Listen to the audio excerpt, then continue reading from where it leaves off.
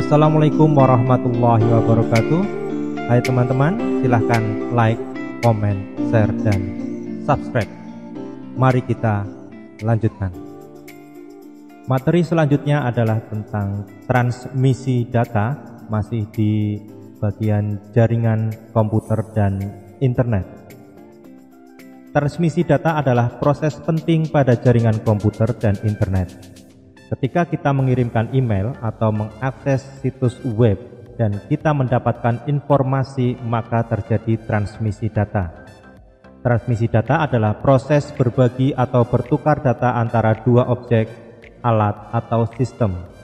Komunikasi data memiliki bagian penting, yaitu pengirim yang melakukan proses pengiriman data, penerima yang menerima data, dan medium atau kanal yang merupakan saluran transmisi dari data atau informasi dari dua objek berbeda tersebut. Bagian penting dari komunikasi data dapat dilihat pada gambar berikut. Bagian pengirim atau sender akan mengirim paket ke bagian medium atau kanal. Kemudian dari medium diserahkan ke penerima atau receiver. Secara umum, medium atau kanal adalah benda di mana data akan bergerak dari pengirim menuju penerima. Medium ini dapat berupa udara jika data yang dikirimkan adalah data suara dari mulut ke telinga, dari radio pemancar ke pesawat radio di rumah dalam bentuk gelombang elektromagnetis, kabel tembaga, atau kabel serat optik jika data berupa cahaya yang dikirim dari satu tempat ke tempat lain. Transmisi data dari pengirim ke penerima dapat terjadi kesalahan. Kesalahan data ini dapat dideteksi dan dapat dikembalikan dengan cara tertentu.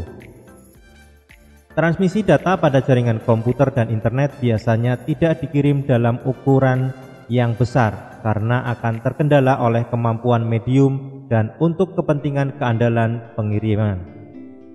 Data dikirimkan dalam bentuk sekumpulan paket data yang berukuran kecil yang dinamakan data paket atau juga biasa disebut dengan datagram. Paket data dapat memiliki ukuran yang tetap atau dinamis bergantung kebutuhan sistem. Namun biasanya paket data berukuran kecil, yaitu sekitar 64 KB, sehingga dapat dengan mudah dikelola. Kumpulan paket data kemudian bisa dikirimkan melalui jalur yang berbeda-beda. Paket data ke I misalnya dapat melalui jalur X. Namun kemudian jika suatu jalur X menjadi sangat sibuk, maka paket ke I+1 dapat melewati jalur lain menuju tujuan dari pengiriman paket. Sama seperti ketika kurir akan mengirimkan paket belanja daring yang kita beli, tentu kurir akan mencari jalur tercepat untuk sampai ke rumah kita. Metode dengan memecah paket dalam bentuk paket-paket kecil ini sebenarnya memiliki kelemahan, yaitu dengan adanya proses penyusunan kembali paket-paket data tersebut atau reassemble. Paket terdiri atas 3 bagian penting, yaitu header paket, payload paket, dan trailer paket.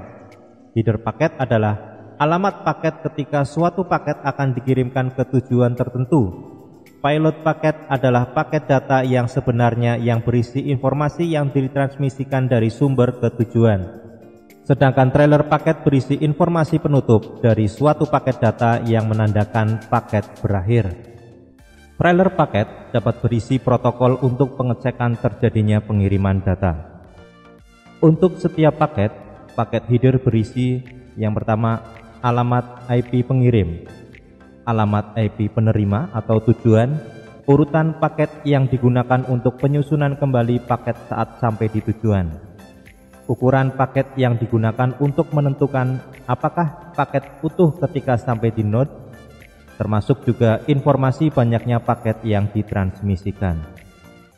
Lalu, untuk paket payload berisi data aktual yang dikirimkan yang biasanya sebesar 64 KB. Dan terakhir, paket trailer berisi cara untuk mengidentifikasi akhir paket, cara untuk mengecek kesalahan pengiriman. Beberapa cara antara lain cyclic redundancy check atau CRC, checksum, dan lain-lain.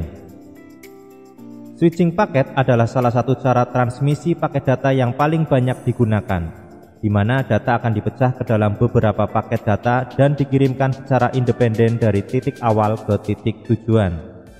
Sesampainya di tujuan, paket-paket data tersebut akan disusun kembali dengan urutan yang sesuai dengan menggunakan informasi yang ada pada header paket.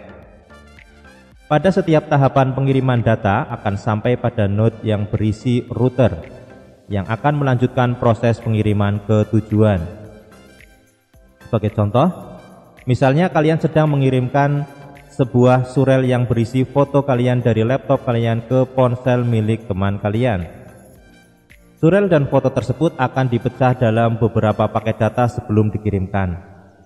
Paket-paket data akan dikirim melalui jalur atau rute dari komputer A ke komputer B, melalui node yang bisa berupa router, switch, komputer, dan lain sebagainya.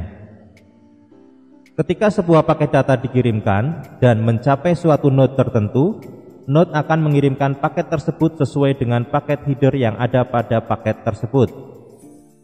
Sebagai contoh, pada gambar berikut, paket data yang dikirimkan dari komputer A akan melalui jalur yang independen untuk sampai ke komputer B. Berikut gambarnya. Pada R1 atau router 1 sampai dengan R7 atau router 7 mewakili router atau node dalam jaringan antara A dan B. Paket dari komputer A melalui router A akan dikirimkan secara independen melalui jalur terpendek sampai dengan router B. Yang selanjutnya, paket disampaikan ke penerima atau receiver yaitu komputer B. Jika paket-paket data yang akan dikirim urutannya adalah sebagai berikut: merah, biru, hijau, magenta, oranye, maka paket-paket data tersebut akan mengikuti alur sebagai berikut. Paket-paket data akan ditransmisikan melewati jalur yang independen. Router akan menentukan kemana paket akan dikirim. Penentuan jalur atau routing akan ditentukan dari banyaknya paket yang sedang diproses oleh node tertentu. Jalur yang dipilih sebisa mungkin adalah jalur terpendek. Namun, jika jalur terpendek tersebut tidak tersedia atau sedang sibuk, maka jalur lain akan dipilih. Karena berbeda jalur, maka paket-paket data bisa sampai di tujuan dengan urutan yang berbeda. Berikut menggambarkan urutan pergerakan paket-paket data. R1 sampai dengan R7 mewakili router atau node dalam jaringan antara A dan B. Paket secara berurutan dikirimkan dari komputer A melalui router A. Secara independen oleh router A akan ditentukan jalur terpendek dan menghindari jalur yang padat. Pada pergerakan paket ini terlihat paket merah dan hijau dikirim melalui router 2 atau R2 dan magenta, biru, oranye melalui router 6 atau R6 dan seterusnya secara otomatis sampai dengan router B yang selanjutnya disampaikan ke receiver yaitu komputer B. Metode paket switching dianggap sebagai salah satu cara yang andal. Namun cara ini juga memiliki kelebihan dan kekurangan. Beberapa kelebihan dari cara ini antara lain: paket data dapat dikirimkan dari sumber ke tujuan tanpa jalur khusus atau dedicated channel. Kegagalan pengiriman rendah karena router dapat melakukan pengiriman ulang atau rerouting paket jika terjadi kegagalan. Banyak user yang bisa menggunakan jaringan yang sama, memungkinkan pengiriman data kecepatan tinggi. Namun, paket switching juga memiliki beberapa kekurangan di antara lain, paket data bisa hilang dan harus dikirimkan kembali. Proses menyusun kembali paket data yang hilang membutuhkan waktu. Adanya delay atau jeda dan rentan terhadap error sehingga sulit digunakan untuk pengiriman data yang cepat dan berkualitas tinggi seperti voice call. Terkadang paket data pada paket switching hilang di perjalanan karena bouncing data atau data yang berpindah-pindah.